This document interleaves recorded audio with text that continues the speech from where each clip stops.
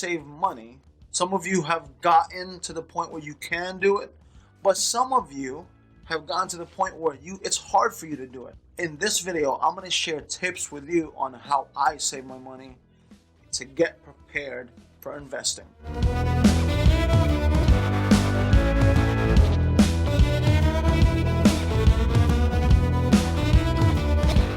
Hey everyone, this is Gilson Vergara back again with another video. Today is, you guessed it, Peso Monday. I hope you had a great weekend. If you are new to this channel, please consider subscribing, where we talk about business and mindset, pretty much. How to set things up, how to align your work and your life goals and things like that. And hopefully this video will help you out. If you don't mind, hit that like button, because it's been scientifically proven it helps you save money. I don't know. Everybody always says, I don't have enough money. Myself included. I never have enough money for the things I want to do, right?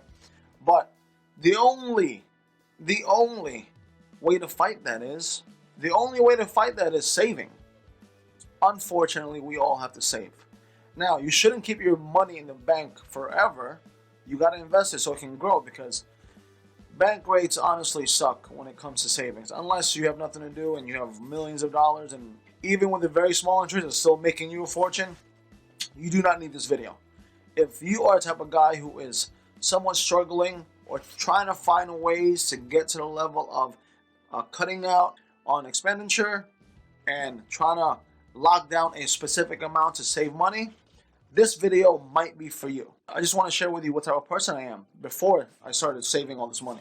I'm very impulsive. I love purchasing stuff, and I think there's something that happened early in my life, right? Because we were very, very poor, coming out of the Philippines.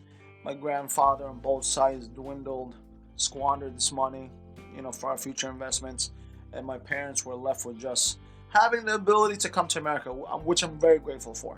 So when we came here and we were just dirt poor, we were having a really rough time.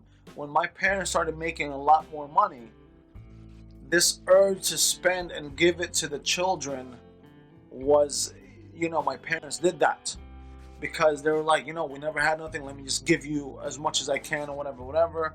But it didn't train us to be frugal, and it didn't train us to be financially responsible, right? I love my parents and everything. God rest my dad's soul, and he gave us a lot of things in life. But one thing he didn't really teach us was to, he was frugal himself, but for us, he just gave everything. And with that, I'm trying to be as transparent as possible. You got to the point where whatever you want, you get. So that mindset puts you in a level of being super impulsive, because, my parents really didn't teach us to hold back, because, and it happens to a lot of immigrant or even just poor families, when when this particular generation as well, the next generation gets spoiled.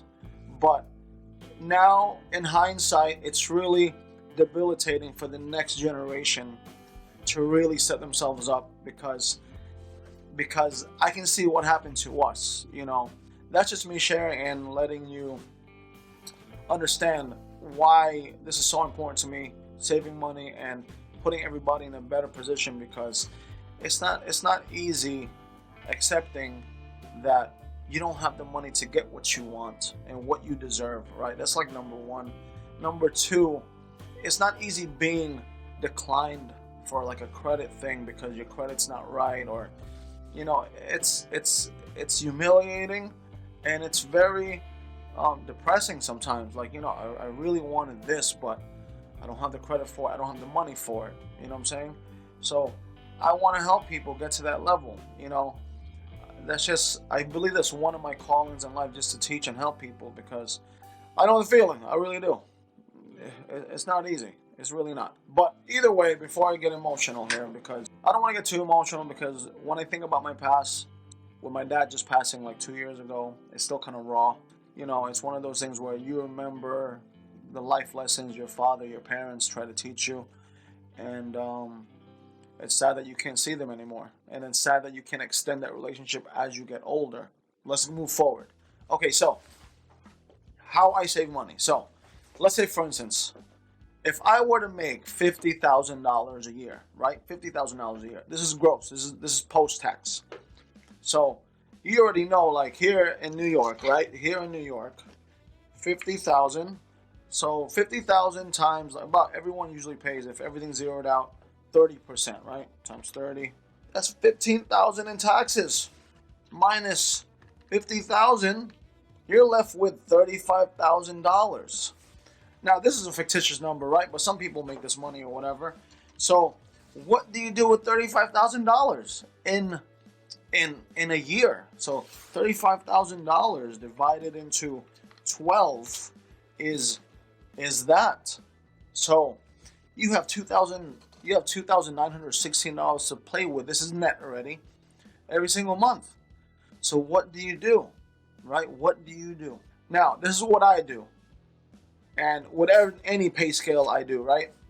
Any pay scale that I do, I literally with that 35,000, right? With that 35,000, pretty much, I'll take 20% off of that, right? So times 0.20, that's 7,000. That's 7,000, right? So that is $7,000. $7,000. You're thinking like, oh my God, where am I going to find $7,000? So you want to save $7,000 in 1 year. That's about 20% of 35,000. So let's divide 7,000 divided by 12. That equates to about $583 per month, right? So per month. That's a bit more manageable. Am I right? Am I wrong? A bit more manageable. So the original amount of 2916 minus 583, that's your magic number. So that, I don't know if you see that, that is your magic number. 2333. That's what you have to live off of. Now, then comes into the question of how much discipline do you have to attain this 20%? It all goes down to discipline. The way I disciplined myself was pretty much putting everything in a spreadsheet. As in, I'll make up a spreadsheet, a sample spreadsheet right now, right? And I'll show you what side by side what it would look like, or what it can look like. So I put everything in a spreadsheet. I'll share something with you as well. They have apps for this and everything, but I do it on my own.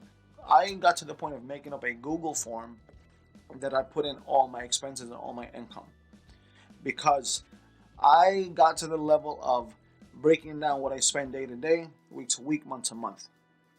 And from that, you start looking at what can I trim out of that system, what can I cut down, what can I do this, what can I do that, and starting to move this money around so you can get to the level of 20% savings. Hopefully this will help you, the sheets and everything like that.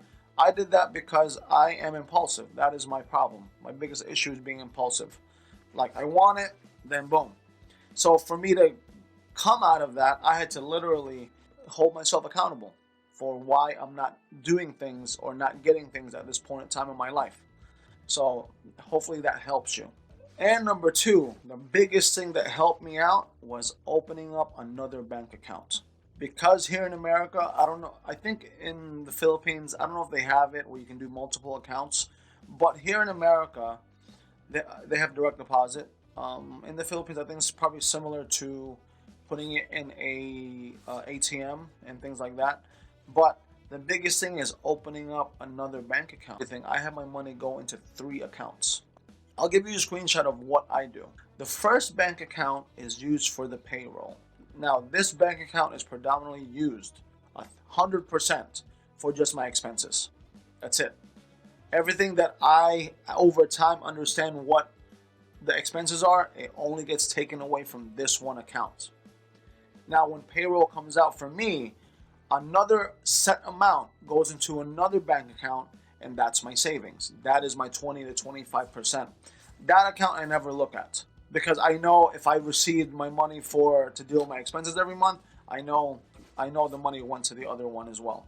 That I never look at. It just sits there, accumulating, because I'm only living off of that first account, right? Now, the third account is just my another savings little situation, which I think right now I have it at 2.5%.